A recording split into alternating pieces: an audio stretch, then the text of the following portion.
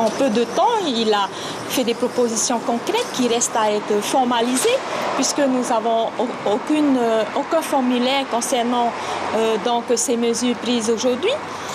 C'est très encourageant.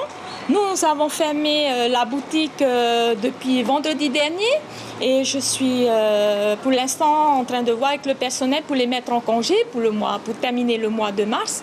Ensuite, pour le mois d'avril, nous verrons à ce moment-là ce qui va en devenir. Toutes ces mesures doivent être précises dans l'avenir et nous attendons très vite le retour du VP concernant toutes ces mesures mises à la disposition des patentés et des salariés. Voilà. Et je tenais à vous annoncer que la CCSM va mettre une ligne verte bientôt. Ils essayent de mettre une ligne verte pour que tous les patentés puissent appeler gracieusement et avoir les dernières nouvelles quant à la situation et les disponibilités précises dans le futur au niveau de l'aide. Vu en ce moment comment il est, l'activité, il est complètement au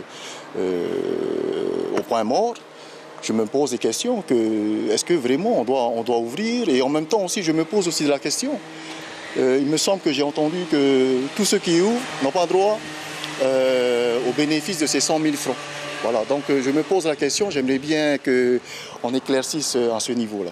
Dans l'état actuel des choses, et pour cette semaine et probablement pour le mois à venir, RTT conserve ses salariés parce qu'une société comme RTT ne peut pas s'arrêter du jour au lendemain. Nous avons des avions à maintenir, nous avons du maintien de compétences à assurer pour nos personnels parce qu'il faut penser positif et penser qu'un jour tout reprendra et donc il faut être en mesure de pouvoir reprendre.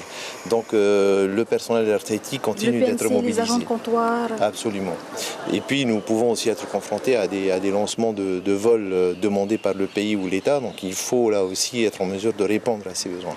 RTT arrête complètement son activité, c'est plus d'1,4 milliard de recettes par mois que nous n'avons plus.